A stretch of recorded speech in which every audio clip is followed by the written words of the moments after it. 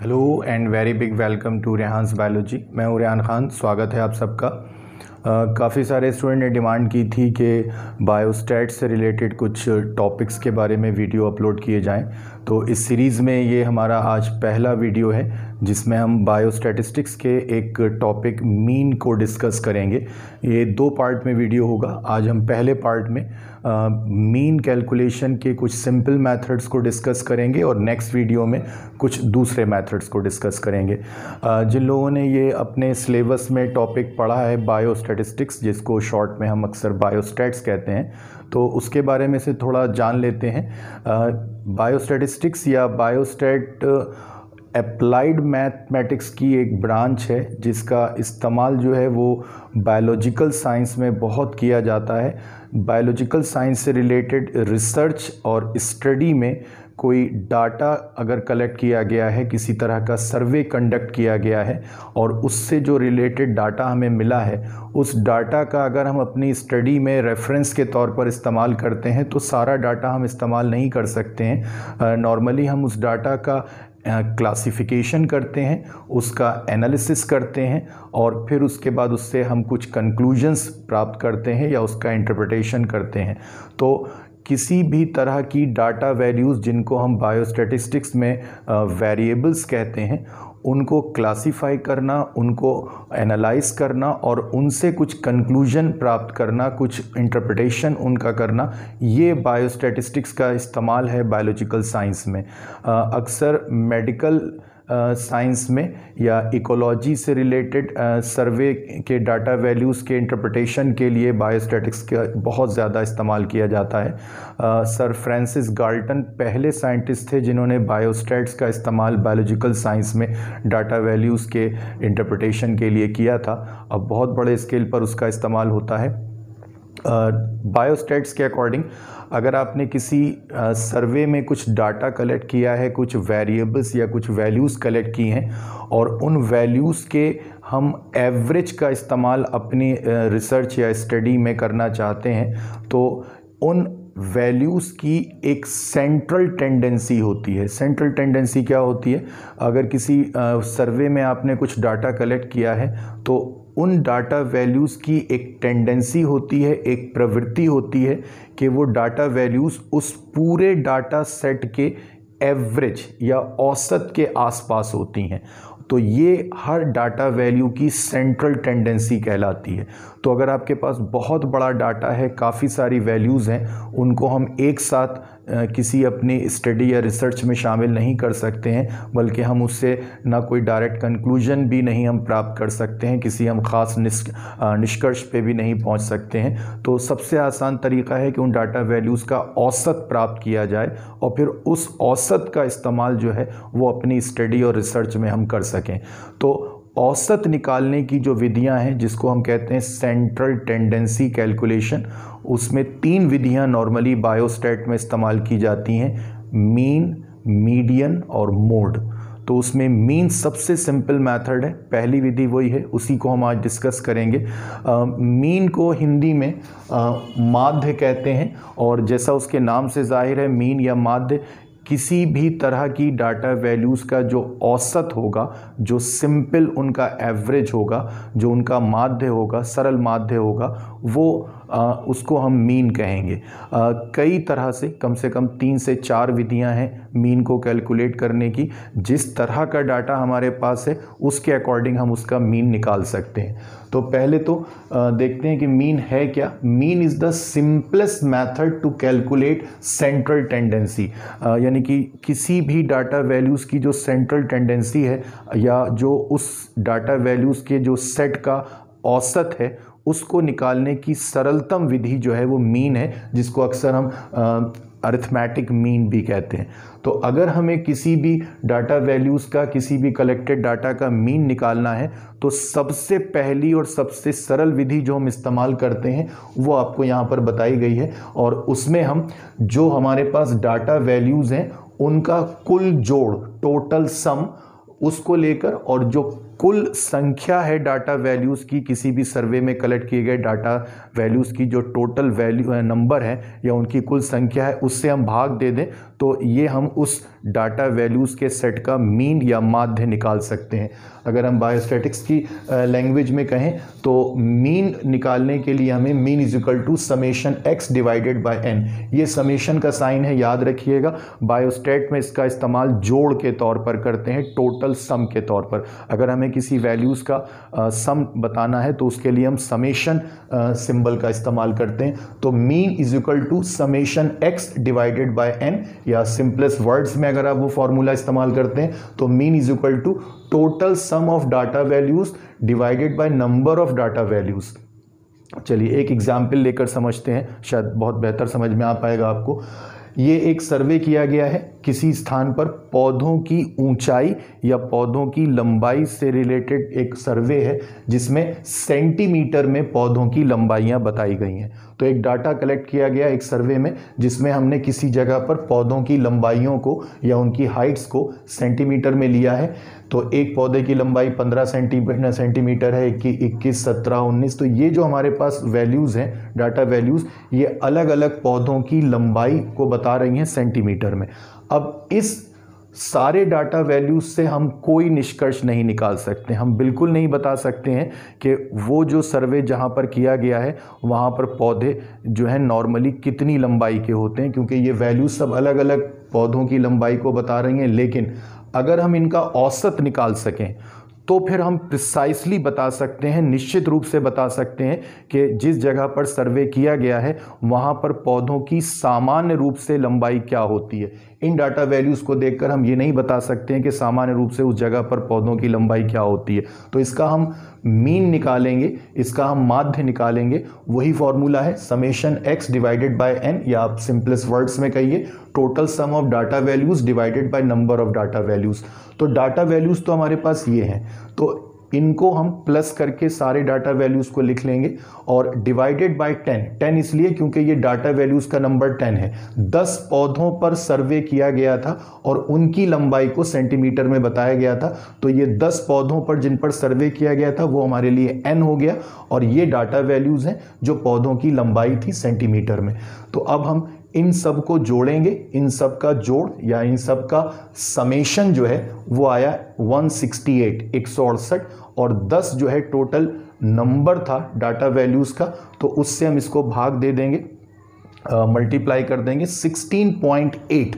तो ये हमारा मीन आ गया 16.8, या आप सीधे सीधे कहिए 16.8 सेंटीमीटर। अब ये आपके लिए एक ऐसा औसत है जिसको आप अपनी स्टडी में या अपनी रिसर्च में डायरेक्टली इस्तेमाल कर सकते हैं। जो आपके पास 10 वैल्यूज़ थी जिनको बताना आपके लिए मुश्किल था, अब आप ये कह सकते हैं कि जिस जगह पर सर्वे किया गया था पौधों की लंबाई या ऊंचाई के लिए या प्लांट हाइट के लिए, उस जगह पर औसत रूप से या सामान्य रूप से पौधों की लंबाई 16.8 सेंटीमीटर होती है। अब अगर आप इन डाटा वैल्यूज़ को देखें तो ये वैल्यू जो है, ये सारी वैल्यूज़ इसके लगभग आसपास की हैं। तो इसी को सेंट्रल टेंडेंसी भी कहते हैं कि जो डाटा वैल्यूज़ होती हैं वो उस डाटा वैल्यूज़ के सेट के औसत के आसपास होती हैं, उससे थोड़ा सा प्लस या उससे थोड़ा सा माइनस।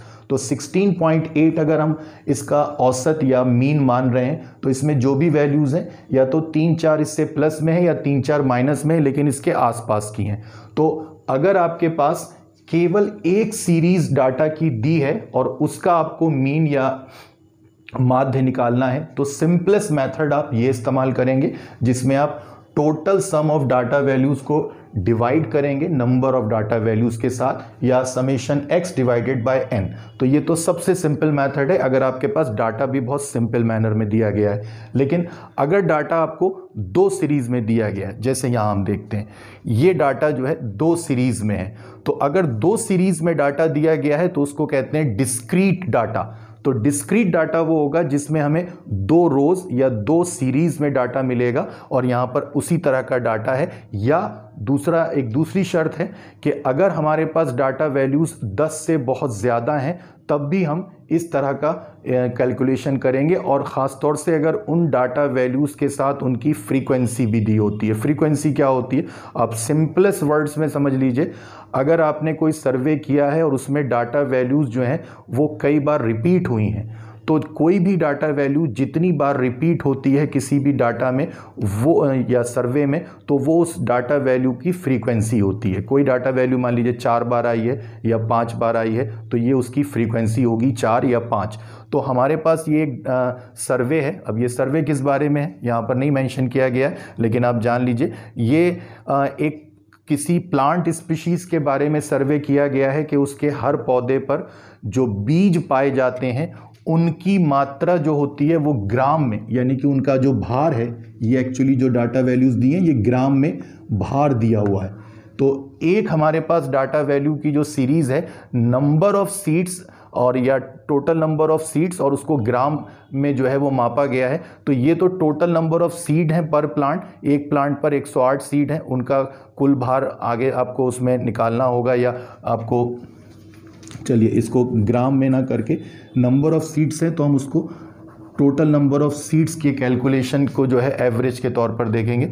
तो अगर एक पौधे पर 108 सीड हैं, दूसरे पौधे पर 110 हैं, तीसरे पौधे पर 112 हैं, 115, 120, 121, तो ये 6 अलग अलग पौधों पर जो सर्वे किया गया तो उनके ऊपर जितने सीड्स पाए गए ये उनकी संख्या है।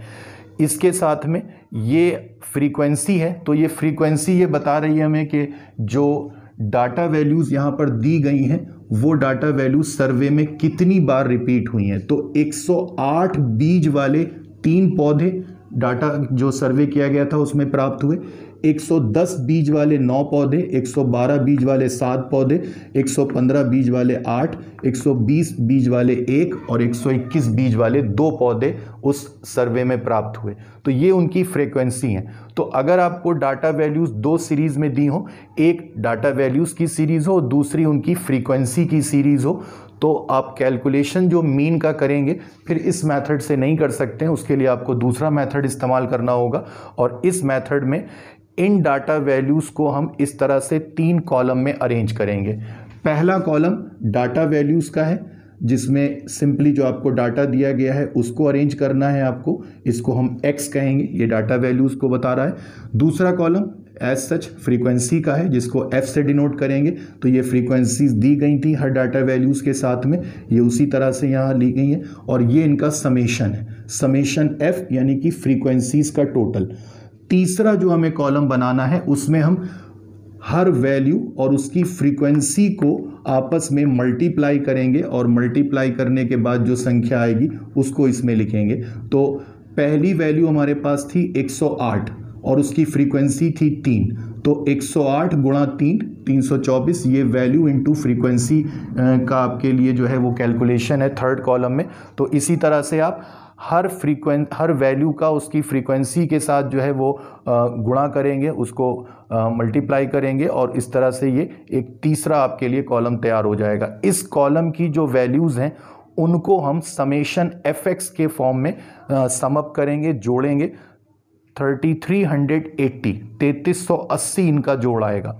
तो अब हमारे पास 3 कॉलम में डाटा वैल्यूज़ हैं, उसमें से फ्रीक्वेंसी का समेशन यानी कि जोड़ भी हमारे पास है और वैल्यू इनटू फ्रीक्वेंसी का जोड़ भी हमारे पास है समेशन fx के रूप में। अब जो हमें मीन निकालना है तो यहाँ पर मीन जो है वो निकलेगा इस तरह से, summation fx divided by summation f। तो समेशन fx का मतलब जो वैल्यू और फ्रीक्वेंसी का जो आपने मल्टीप्लिकेशन आपस में किया था उनका जो जोड़ आया था, तो वो जोड़ आया था 3380, तो ये 3380 और समेशन f ये फ्रीक्वेंसीज का जोड़ था जो 30 आया था, तो डिवाइडेड बाय 30 और हम इसको जब डिवाइड करेंगे तो 112.66 ये औसत नंबर आ गया इन सारे पौधों के लिए। एवरेज सीड्स का जो नंबर है उन पौधों पर, यानी कि उन पौधों पर जो औसत रूप से बीजों की संख्या पाई जाती है वो 112.66 है।